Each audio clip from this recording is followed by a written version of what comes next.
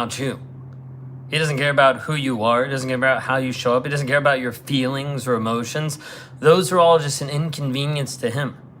And I know this because that's who I used to be. That's how I lived for so many years. I didn't care about my wife. I didn't care about her feelings. I didn't care about her emotions. I didn't care about her worries or her doubts or her fears or the things that were controlling her oftentimes, her anxiety, her stress. I didn't care about any of those things. In fact, I mock them. I make them seem like that's ridiculous. That's silly. That doesn't even exist. Why would you even be dealing with that? Why? Because I had to put her down so I'd feel better about myself.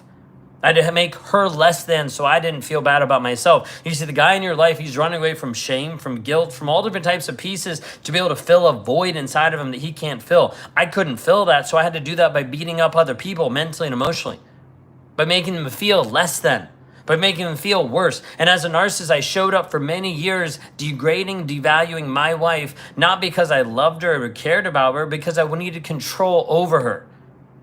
The guy in your life is doing the same exact thing. He's controlling you by how he talks to you.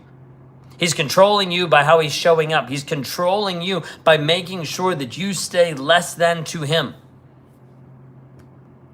Inside of this, I want you to understand the guy in your life doesn't care about you. Maybe this produces a moment of confusion. You're like, but I thought he did. He said that he has. He said that he will. He said that he loves me. Like, how can you say he doesn't care about me? I know that he doesn't care about you by his actions. Because he's demonstrating that he doesn't care. Maybe you think for a moment, you're like, well, he just doesn't realize. He doesn't understand. He doesn't know that he's hurt me the way that he's hurt me. How many times have you told him that it's been hurtful? How many times have you told him that it's been painful? How many times that you have told him multiple times and he still doesn't seem to care? He still doesn't do anything else different. He still doesn't shift how he shows up. The reality is you're in a toxic relationship. You're in an abusive relationship. You're in a manipulative relationship. You're in a relationship with a liar. And it's not getting better. If anything, it's getting worse, not because his abuse is getting worse, just your acceptance of it is. Because now you're not just tolerating it, it's become your norm.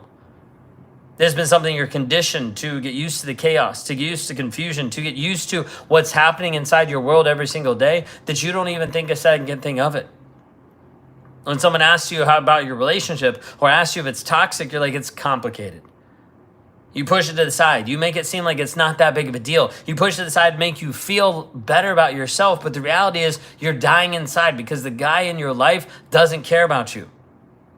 He doesn't see you. He doesn't understand you. The narcissist in your life, he's degrading and devaluing you over and over and over. And then you sit there being like, but at least he loves me. At least he comes home.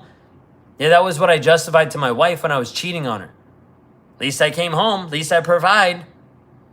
Bullshit excuses that keep you stuck in the same toxic cycle over and over and over again. The guy in your life doesn't care about you, and he's proven that over and over because he continues to hurt you. He might have fake apologies and then continues to do it. That's just manipulation. He might continue to have the same abusive tactics and patterns to keep you controlled and to keep you subdued. But the reality is it's not changing. Because every single day you still wake up with the same anxiety, you still have the same rumination, you still have the same issues and problems every single day with them, and it's not changing. The question is, how long are you going to stay inside of this toxicity? How long are you going to keep telling yourself that it's not that big of a deal, that at least he's not beating you, at least he's not hitting you? How long are you going to tell yourself that it's okay to stay in this type of relationship when it's not?